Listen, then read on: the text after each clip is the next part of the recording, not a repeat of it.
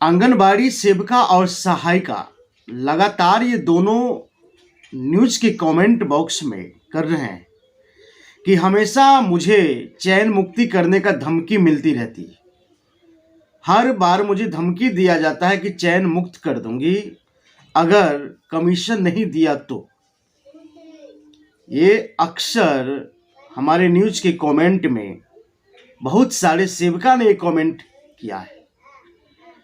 चयन मुक्ति करने का पीछे का कारण क्या है, ये कारण पर आज हम पूर्ण रूप से विश्लेषण करने की कोशिश करेंगे। बहुत सारे सेविका ने कहा कि चयन मुक्ति इसलिए धमकी मिलता है क्योंकि हम सीडीपीओ को जो है पर मंथ का जो कमीशन है वो नहीं देते हैं। तब जब देते हैं तो कोई धमकी नहीं मिलता है, जब नहीं देते हैं तब जाकर के धमकी मिलता है। अब ये सिस्टम क्या है इसको समझना बहुत जरूरत है। आपको ये सिस्टम को समझिए जो मैं कह रहा हूं। सीडीपीओ हर महीने 3 से 4 हजार रुपये की कमीशन लेती। ये मैंने सभी वीडियो में इस बातों को जिक्र किया। मैंने इसलिए जिक्र किया है कि सरकार की कानों तक ये बात जाए,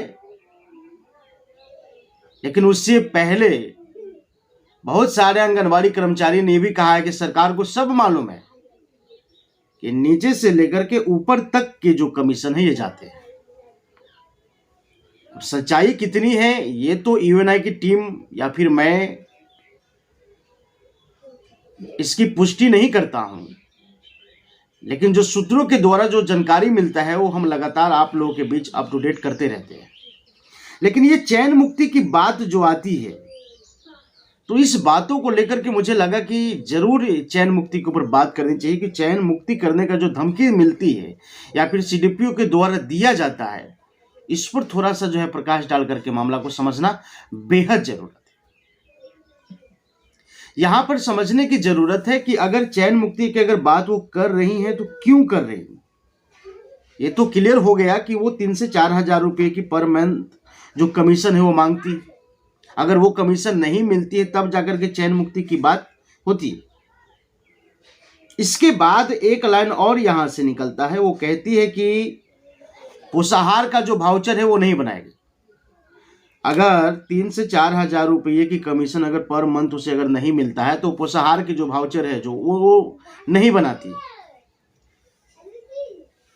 चूंकि सीडीपीओ जो पोषाहार से पैसे लेती है कमीशन, वो पोषाहार के इस महीने की जब कमीशन ले लेगी 3 से 4 हजार रुपये, तब अगले मंथ की कमीशन लेने के लिए वो पोषाहार की वाउचर बनाती है।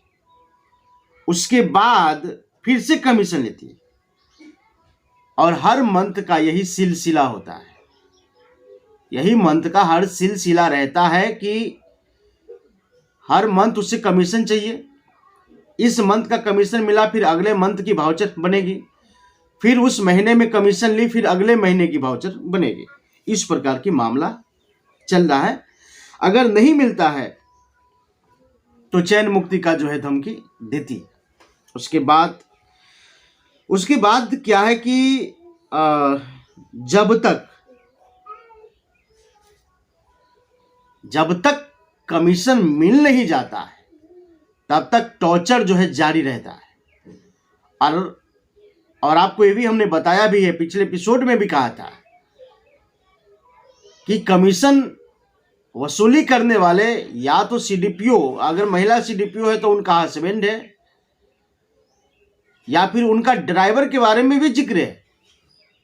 बहुत सारे जगहों से जो कमेंट किया वो कमेंट में ये आया कि सीडीपीओ के ड्राइवर जो होते हैं वो चले जाते हैं सेंटर पर और वो ड्राइवर जो है पैसे तहसील करके लाते हैं। उसके बाद जो महिला सीडीपीओ है उनका हस्बैंड के बारे में जिक्र आया था।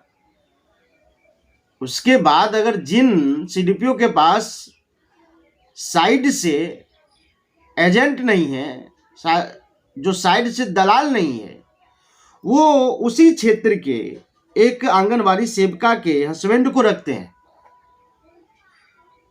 और वही सब से पैसे तहसील कर लाते हैं और सीडीपीओ के यहाँ जमा करते हैं। उसमें से कुछ 1500 रुपया उन्हें मिल जाता है। लेकिन बात जो है वो चयन मुक्ति की।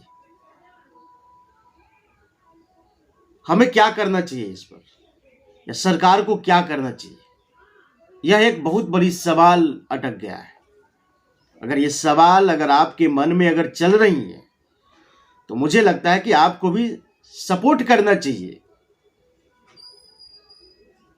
आंगनवाड़ी सेविका को जो है सपोर्ट करना चाहिए कि हम तुम्हारे साथ हैं, किसी भी कंडीशन में ये सीडीपीओ को जो है कमीशन नहीं मिलना चाहिए। जिस दिन उस वार्ड में, जिस वार्ड में सेंटर चलता है, उस वार्ड में के मात्र अगर 4 लोग अगर खड़े हो जाएं तो सीडीपीओ की इतनी हिम्मत नहीं है कि उसे चयन मुक्ति कर सकते हैं या फिर कमीशन ले सकते हैं।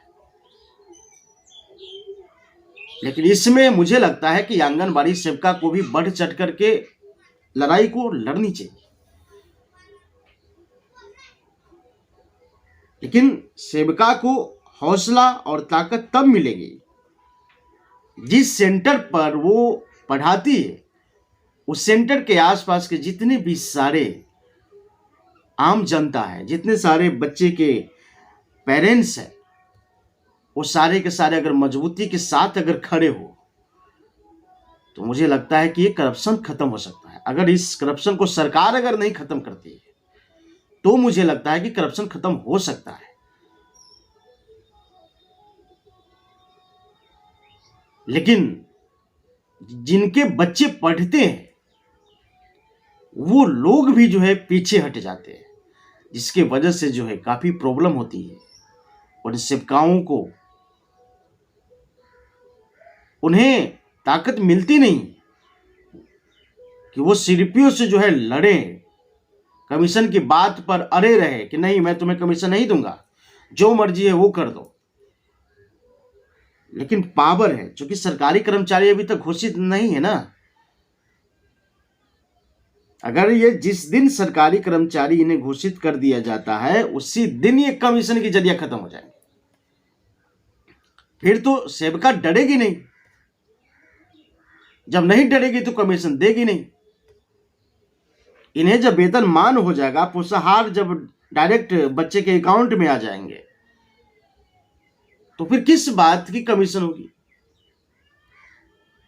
इसी पर बहुत सारे लोगों ने कहा है कि ये कमीशन की जो सिलसिला है ये नीचे से लेकर के ऊपर तक जाता है। इसीलिए सरकार हर बार पुरस्कार में बढ़ोतरी करती है लेकिन महीने में सैलरी में जो है, वेतन में जो है बढ़ोतरी नहीं करते।